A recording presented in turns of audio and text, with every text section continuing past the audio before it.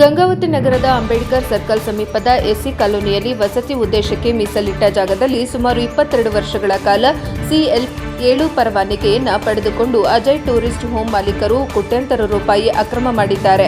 ಅದಕ್ಕೆ ಸೂಕ್ತ ರೀತಿಯಲ್ಲಿ ಕ್ರಮಕ್ಕೆ ಮುಂದಾಗಬೇಕು ಎಂದು ಮಾದಿಗ ಕ್ಷೇಮಾಭಿವೃದ್ಧಿ ಸಂಘಟನೆಯ ಜಿಲ್ಲಾಧ್ಯಕ್ಷ ಶಿವಪ್ಪ ಮಾದಿಗ ಹೇಳಿದರು. ನಗರದ ಪತ್ರಿಕಾ ಭವನದಲ್ಲಿ ಮಾದಿಗ ಕ್ಷೇಮಾಭಿವೃದ್ಧಿ ಸಂಘಟನೆ ವತಿಯಿಂದ ಪತ್ರಿಕಾ ಭವನದಲ್ಲಿ ಶುಕ್ರವಾರ ಹಮ್ಮಿಕೊಂಡ ಪತ್ರಿಕಾಗೋಷ್ಠಿಯಲ್ಲಿ ಭಾಗವಹಿಸಿ ಮಾತನಾಡಿದರು. ವಸತಿಗೋಸ್ಕರ ಮೀಸಲಿಟ್ಟ ಜಾಗದಲ್ಲಿ ಬಾರ್ ಆರಂಭ ಮಾಡಿ ತೆರಿಗೆ ಭರಿಸುವಲ್ಲಿ ಸಾಕಷ್ಟು ಸರ್ಕಾರಕ್ಕೆ ವಂಚನೆಯನ್ನ ಬಾರ್ ಮಾಲೀಕ ಮಾಡಿದ್ದಾರೆ. ಅಷ್ಟೇ ಅಲ್ಲದೆ 22 ವರ್ಷಗಳ ಕಾಲ ಅಕ್ರಮದಿಂದ ಮದ್ಯ ಮಾರಾಟ ಮಾಡಿದ್ದಾರೆ. ಅದಕ್ಕೆ ಅಬಕಾರಿ ಇಲಾಖೆಯ ಅಧಿಕಾರಿಗಳು ಸಹ ಸಾಥ್ ನೀಡಿದ್ದಾರೆ ಎನ್ನುವುದು ಅನುಮಾನ ಹುಟ್ಟಿಕೊಳ್ಳುತ್ತಿದೆ. ಏಕೆಂದರೆ ಅಬಕಾರಿ ಇಲಾಖೆಯ ನಿಯಮಗಳ ಪ್ರಕಾರ ಪರವಾನಗಿಯನ್ನು ಪ್ರತಿ ವರ್ಷ ಜೂನ್ ತಿಂಗಳಿನಲ್ಲಿ ನವೀಕರಣ ಮಾಡಿಕೊಳ್ಳಬೇಕು. ಆ ಸಮಯದಲ್ಲಿ ಕೂಡ ಪರವಾನಗಿಯ ದಾಖಲೆಗಳನ್ನು ಪರಿಶೀಲನೆ ಮಾಡಲಾಗುವುದು. ಆದರೆ Ajay tourist home bar and restaurant ಮಾಲೀಕರು ವಸತಿ ಉದ್ದೇಶಕ್ಕೆ ಮೀಸಲಿಟ್ಟ ಜಾಗದಲ್ಲಿ ಬಾರ್ ನಡೆಸುತ್ತಿದ್ದರು.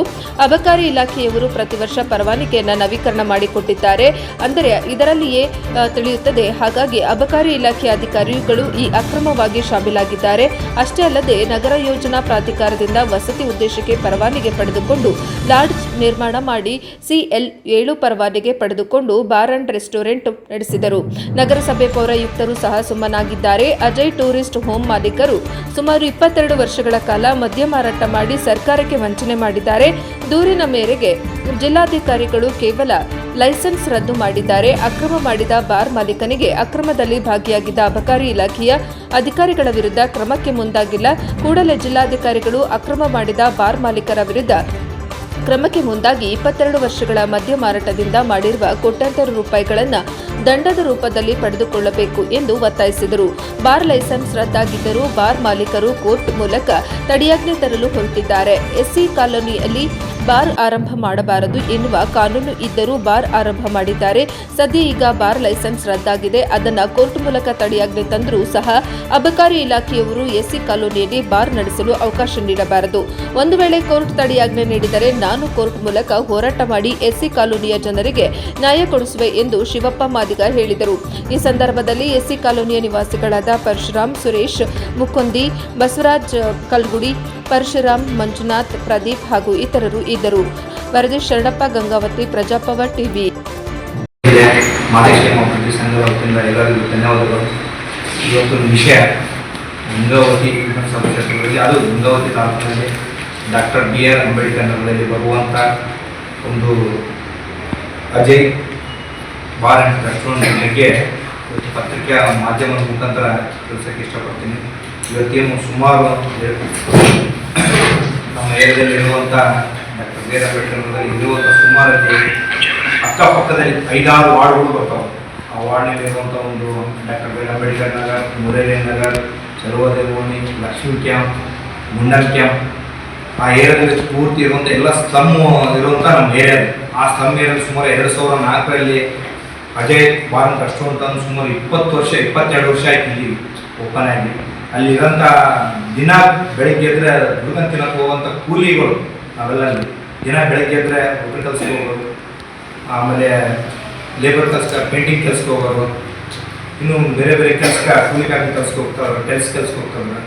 ಆದರೆ ಭಾಳ ಸುಮಾರು ತೊಂದರೆ ಆಗ್ತಿತ್ತು ನಮಗೆ. ನಾವು ಯಾರಿಗೆ ಹೇಳ್ಬೇಕು, ನಾವು ಯಾರಿಗೆ ಹೇಳ್ಬೇಕು, ನಾವು ಎಲ್ಲ ಇಲಾಖೆಗೂ ಕೂಡ ಮನವಿ ಕೊಟ್ಟು ಕೂಡ ಯಾವುದೇ ರೀತಿ ಯಾಕಂದ್ರೆ ಲೈಸೆನ್ಸ್ ಆದಮೇಲೆ ಯಾವುದೇ ರೀತಿ ಏನು ಮಾಡೋಕ್ಕೆ ಬರಲ್ಲ ಅಂತ ಸುಮಾರಿಂದ ನಾನು 2 ವರ್ಷಗಳಿಂದ ಹೋರಾಟ ಅಂದ. ಯಾಕಪ್ಪ ಹೋರಾಟ ಮಾಡಿದ್ವಿ ಅಂದ್ರೆ ಅಲ್ಲಿರೋಂಥ ನಾವೆಲ್ಲ ದಲಿತರಿದ್ದೀವಿ.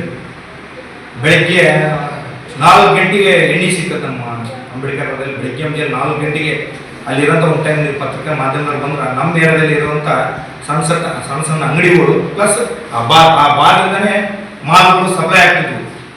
ಆ ಬಾರ್ನಾಗ ಬರಬೇಕು, ಬಾಕ್ಸ್ ತಗೊಂಡು ಹೋಗ್ಬೇಕು. ಅಲ್ಲಿರೋಂಥ ಬೆಳಗ್ಗೆ ಮುಂಜಾನೆ 4 ಗಂಟೆಗೆ ಬಂದ ಜನ 4 ಗಂಟೆಗೆ ಓಪನ್ ಆಗಿಬಿಡ್ತದೆ.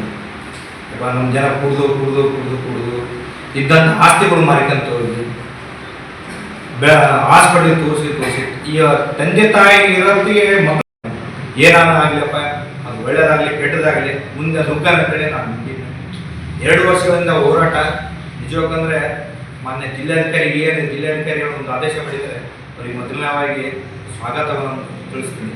ಯಾಕಂದ್ರೆ ನಾನು ಇಲ್ಲಿರೋಂಥ ಅಬಕಾರಿ ಇನ್ಸ್ಪೆಕ್ಟರ್ ವಿಠಲ್ ಪಿರಂಗಿ ಹಾಗೂ ಅಬಕಾರಿ DC ಇರುವಂಥ ಅವರಿಗೂ, ಹಿಂದೆ ಇದ್ದಂಥ DC ಅವರಿಗೂ ಕೂಡ ಲೆಟರ್ ಕೊಟ್ಟಿದ್ದೆ. ಎಷ್ಟು ಸಲ ಓಡಾಡಿದ್ದೆ ನಾನು, ಯಾವುದೇ ರೀತಿ ನನಗೆ ರೆಸ್ಪಾನ್ಸ್ ಮಾಡಿದ್ದಿಲ್ಲ.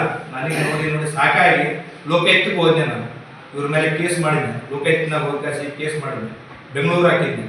ಆ ಬೆಂಗಳೂರಿಂದ ಕೊಪ್ಪಳದಿಂದ ಆದಾಗ ಏನಂತ ಇರುವಂಥ DC ಅವರು ನನಗೂ ಕರೆಸಿದ್ರು. ಯಾವ ಸಂಘದಿಂದ ನಾನು ಏನು ಅರ್ಜಿ ಕೊಟ್ಟಿದ್ದೆ, ಆ ಕಪಿಲಾಬಾರ್ಗೆ ವಿರುದ್ಧವಾಗಿ ಏನು ಕೊಟ್ಟಿದ್ದೆ ಅರ್ಜಿ ತನಿಖೆ ಮಾಡಿದ್ರು. ನನಗೆ ಸುಮಾರು ಅಂದ್ರೆ ಒಂದು 4 ತಿಂಗಳ ತನಿಖೆ ಆಗ್ತದೆ. ಪ್ರತಿ ತಿಂಗಳು ಡೇಟ್ ಕೊಡುವಂಥ ನನ್ನ ಏನಂತ ದಾಖಲೆಗಳು ಏನನ್ನದಾವ ಅಂತೇಳಿ ಅಲ್ಲಿ ಅದು ಕಪಿಲಾಬಾರ್ ಅಂತ ಇರೋದು ಅಜಯ್ ಭಾರತ್ ಟ್ರಸ್ಟ್ ಅಂತ ಇರೋದು ಸರ್ವೆ ನಂಬರ್ 181/12/6 ಗುಂಟೆಯಲ್ಲಿ ಪ್ಲಾಟ್ ನಂಬರ್ 1 18. ಆ 18 ಅದು ತಗೊಂಡಿದ್ದು ಕಾಸಿ ಮನಿ ಕಟ್ತಂತ ವಸತಿಗೆ ಅಂತ ತಗೊಂಡಿದ್ರು.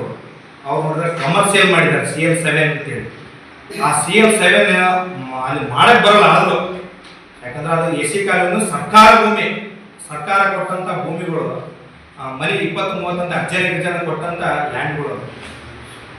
ಹಾಗೂ ಲೈಸೆನ್ಸ್ ಕೊಡೋ ಮುಂದೆ ವೇಚನೆ ಮಾಡಬೇಕಿತ್ತಲ್ಲಿ ಭಾಳ ಕಷ್ಟ ಉಂಟು. ಯಾಕೆ ಅಕ್ಕಪಕ್ಕದಲ್ಲಿ ದಲಿತರ ಏರಿಯಾಗಳು, ಆ ಪಕ್ಕಕ್ಕೆ ನಮ್ದು ಮಾಲಿಕ ಸಮಾಜ ರುದ್ರ ಭೂಮಿ ಇದೆ.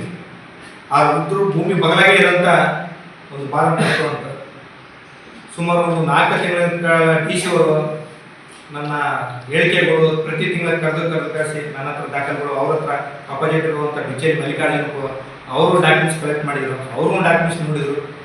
DC ಅವರಿಗೆ ಒಂದು ಮನವಿ ಮಾಡ್ಕೊತೀನಿ. ಯಾಕಂದ್ರೆ ಇಷ್ಟು ದಿವಸ ನಮಗೆ ಒಂದು ನ್ಯಾಯ ದೊರಕಿಸ್ಕೊಟ್ಟಿದ್ದಿಲ್ಲ. ಈಗಿರುವಂಥ ಅವರು ಒಂದು ನ್ಯಾಯ ದೊರಕಿಸ್ಕೊಟ್ಟಾರ. ಅವರಿಗೆ ನನ್ನ ಸಮಾಜ ಪರವಾಗಿ ಹಾಗೂ ನನ್ನ ಸಂಘಟನೆ ಪರವಾಗಿ ಧನ್ಯವಾದ ಹೇಳ್ತೀವಿ. ಅದೇ ರೀತಿ ಮುಂದೆ ಸ್ಟೇಟ್ ತರ ಓಡಾಡ್ತಿದ್ದಾರೆ. ಅಧಿಕಾರಿಗಳು ಲಂಚ ಹೋಗ್ತಾರೆ. ಯಾಕಂದ್ರೆ ಅವರು ಕೋಟ್ಯಾಧಿಪತಿ, ಬಿಚ್ಚೇರಿ ಮಲ್ಲಿಕಾರ್ಜುನ ಒಬ್ಬ ವಾಣಿಜ್ಯ ಉದ್ಯಮ ಕೋಟ್ಯಾಧಿಪತಿ. ಇಲ್ಲಿ ಅಧಿಕಾರಿಗಳಿಗೆ ದಾರಿ ತಪ್ಪಿಸಿದ್ದಾರೆ. ಒಬ್ಬ ಅಬಕಾರಿ ಇನ್ಸ್ಪೆಕ್ಟರ್ ಅವರೇ ಇರ್ತಾರೋ, ಹಾಗೂ ಅಬಕಾರಿ DC ಪ್ರತಿ ವರ್ಷ ರಿನೋವಲ್ ಅಂದ್ಮೇಲೆ ಡಾಕ್ಯುಮೆಂಟ್ಸ್ ನೋಡಲೇಬೇಕಿತ್ತಲ್ಲ, ಯಾಕೆ ನೋಡಿಲ್ಲ? ಯಾಕಂದ್ರೆ ಯಾರೋ ಒಬ್ರು ಫೋನ್ ಮಾಡಿ ಹೇಳ್ತಾಳೇನೆ, ಯಾರೋ ಒಬ್ರು ದೌರ್ಜನ್ಯ ಮಾಡ್ತಾಳೇನೆ, ಅವ್ರು ಮತ್ತೆ ಬೇಕಂತ ಹಂಗ ದಬ್ಕಂತ ಹೋಗೋರು. ಸುಮಾರು 2 ವರ್ಷದಿಂದ ಹೊರಟಂದ್ರೆ ನಿಮ್ಗೆ ಬರ್ತದೆ. ನಾವು ಬಡ ಕುಟುಂಬಗಳಿದ್ದೀವಿ. ಆ ಬಾರಿನ ಹೋರಾಟ ಅಲ್ಲೇ ಆ ಬಾರ್ ಮುಂದೆ ಕುಂತು ಒಂದು ವೇಳೆ ಮತ್ತೇನು ಓಪನ್ ಆಗ್ತಂದ್ರೆ ಆ ಬಾರ್ ಮುಂದೆ ಕುಂತು ನಾವು ಸ್ಟ್ರೈಕ್ ಮಾಡ್ತೀವಿ. ಅಲ್ಲಿರೋಂಥ ಎಲ್ಲ ವಾರ್ಡ್ನರ್ ಅಲ್ಲಿರುವಂಥ 5-6 ವಾರ್ಡ್ಗಳಲ್ಲಿ 10,000 ಜನಸಂಖ್ಯೆ ಏನಿದೆಯಲ್ಲ, ಎಲ್ಲ ವಾರ್ಡ್ನರ್ ಆ ಸ್ಥಳೀಯರಿರುವಂಥ ಅಕ್ಕಪಕ್ಕದಲ್ಲಿ ಇರುವಂಥ ಎಲ್ಲರೂ ಕರ್ಕೊಂಡು ನನ್ನ ನೇತೃತ್ವದಲ್ಲಿ ನಮ್ಮ ಇರುವಂಥ ಎಲ್ಲ ಯುವಕರ ಪರವಾಗಿ ಈಗ ಎಷ್ಟು ಅಲ್ಲಿ ಪ್ರತಿಯೊಂದು ಕೇಳಂಗಡಿಯಲ್ಲಿ ಆಯ್ತು, ಪ್ರತಿಯೊಂದು ಪಾನ್ ಶಾಪ್ನಲ್ಲಿ ಆಯ್ತು, ಯಾರ ಮನೆಯನ್ನು ಹೋಗಿ ಪ್ರತಿ ಹಳ್ಳಿಯಾಗ ಆಯ್ತು. ನಮ್ಮ ಟೌನಲ್ಲಿ, ನನ್ನ ಏರಿಯಾದಲ್ಲೇ ಒಂದು ಬಾಬಾ ಸಾಹೇಬ್ ಅಂಬೇಡ್ಕರ್ ಅಂತೇಳಿ ಒಂದು ವಾರ್ಡ್ನಲ್ಲಿ ಇರುವಂಥ ವಾರ್ಡ್ನಲ್ಲಿ ಒಂದು 7 ಅಂಗಡಿ ಅದಾವ. ಬೆಳಗ್ಗೆ ಮುಂಜಾನೆ 4 ಗಂಟೆ ಓಪನ್ ಆಗ್ತಾವ. ಅರ್ಥ ಮಾಡ್ಕೊಂಡು ಅಬಕಾರಿ ಇಲಾಖೆ ನಾನು ಹಿಡ್ಕೊಂತ ಬಂದೆ. ಅವ್ರು ಬಂದ್ ಮಾಡಿಸ್ತಾರ, ಮತ್ತೆ ಬೇರೆ ಕಡೆಯಿಂದ ಒತ್ತಡ ಮಾಡ್ತಾರ. ಅಲ್ಲಿ ಬಾರ್ ಕೂಡ ಎಲ್ಲೇನು ಬಾಕ್ಸ್ ತರ್ತಾರ, ಅವ್ರು ಕೂಡ ಫೋನ್ ಮಾಡಿ ಕಾಸಿ ನೀವು ಬಾಕ್ಸ್ ತಂದ್ರೆ ನಾನು ಹೇಳಿಕೆ ನಾನು ಅವ್ರ ಅಂತ ಹೇಳ್ತಾರೆ. ಅದಕ್ಕೆ ದಯಮಾಡಿ ತಾವು ಇದಕ್ಕೇನು 22 ವರ್ಷ ಹಿಂದೆ ಹಿಂಗೆ ಟ್ಯಾಕ್ಸ್ ಕಟ್ಟಲೇಬೇಕು. ಈಗ ಅವರು ಜಾಗೃತಿ ಬರ್ಬೇಕು. ಇನ್ಸ್ಪೆಕ್ಟರ್ಗೆ ಆ ಅಬಕಾರಿ ಇನ್ಸ್ಪೆಕ್ಟರ್ ಹೆಂಗದ ಅಂದ್ರ ಕಿವಾಗ ಇಟ್ಟಿರಲ್ಲ, ಕಣ್ಣಿತ್ತು ಕಿವೈತು ಗೊತ್ತಿಲ್ಲ. ನನಗೆ ಇಷ್ಟು ಟಾರ್ಗೆಟ್ ಕೊಡ್ತಾರ, ಸರ್ಕಾರ ನನಗೆ ಟಾರ್ಗೆಟ್ ಕೊಟ್ರೆ ನಾನೇನ್ ಮಾಡ್ಲಿ? ಸರ್ಕಾರ ಟಾರ್ಗೆಟ್ ಕೊಟ್ರೆ ನಾನೇನ್ ಮಾಡ್ಲಿ? ಈಗೇನ್ ಮಾಡ್ತೀವಿ ನಾವು ನಮ್ಮ ಸಂಘಟನೆ ಮುಖಾಂತರ ಎಲ್ಲೆಲ್ಲಿ ಓಣಿ ಏನದಾವ ನಮ್ಮ ಸಂಘಟನೆ ಮುಖಾಂತರ, ನಮ್ಮ ಯುವಕರ ಮುಖಾಂತರ ಹೋಗಿ ಅವ್ರ ಕೈ ಮುಗಿದು ಕಾಸಿ ದಯಮಾಡಿ ಅವ್ರ ಓಣೆ ಮಾತ್ರ ಯಾರು ಬಾಟ್ಲಿ ಮಾರ್ಬಾರ್ದಪ್ಪ. ಯಾಕಂದ್ರೆ ನಿಮ್ಮಿಂದ ನೀವೇನು 1 ರೂಪಾಯಿ ದುಡಿತೀರಿ, 1 ರೂಪಾಯಿ ದುಡಿಯೋದಕ್ಕಿಂತ ನಾವು ಒಂದು 100 ರೂಪಾಯಿ ಹಾಳಾಗಿ ಹೋಗ್ತೀವಿ. ಆ ದುಡಿಯೋದ 300-400 ರೂಪಾಯಿ ಕೂಲಿ. ಆ ಕುಡ್ದಾಗ ಯಾರೋ ಬಡವರು ಮನೆ ಕಟ್ತಾರೆ, ಮೇಲಿಂದ ಯಾರೋ ಒಬ್ರು ಬಿದ್ದಂತಿಕ ಆ ಬಿತ್ತಣೆನೆ ಅಲ್ಲಿರುವಂತ ಮನೆ ಒಬ್ಬ ಕಟ್ಟಂತ ಮನೆ ಬಡವ ಸರ್ ಅವ್ನು ಕೂಲಿ ಕೊಡ್ಬೇಕು, ಅವ್ನಿಗೆ ಏನೋ ಖರ್ಚು ಕೊಡ್ಬೇಕು ಅಂದ್ರೆ ಅವ್ನ ಕುತ್ತಿಗೆ ಬಂದಿರ್ತಾರೆ. ಅದಕ್ಕೆ ದಯಮಾಡಿ ತಾವು ಪತ್ರಿಕಾ ಮಾಧ್ಯಮದವರು ದಯಮಾಡಿ ಇದಕ್ಕೆ ಮುಂದೆ ಬಂದಂದ್ರ ಪೇಪರಲ್ಲಿ ಬಂತಂದ್ರೆ ನಮ್ದು ಒಂದು ಒಳ್ಳೆ ಸಂಘಟನೆ ನಿಮ್ಮ ಮುಖಾಂತರ ಒಂದು ಗಂಗಾವತಿಯಲ್ಲಿ ಬ್ರಾಂಚ್ ಮಾಡ್ಬೇಕಂದ್ರೆ ಯಾಕೆ ಬೇಕಪ್ಪ ಓಣೆ ಮಾಡೋದು, ನಾವೆಲ್ಲ ದೂರ ಮಾಡೋಣ ಅಂತ ಒಂದು ಎಚ್ಚರಿಕೆ ಆಗ್ತದೆ. ದಯಮಾಡಿ ಪತ್ರಿಕಾ ಮಾಧ್ಯಮದವರು ಎಲ್ಲರೂ ಕೈ ಜೋಡಿಸ್ತೀನಿ. ದಯಮಾಡಿ ತಾವೆಲ್ಲರೂ ಈ ಸಹಕರಿಸ್ಬೇಕು, ನನ್ನ ಜೊತೆ ನಿಂತ್ಕೋಬೇಕು ಅಂತ ಪತ್ರ ಮಾಧ್ಯಮದಲ್ಲಿ ಧನ್ಯವಾದಗಳು.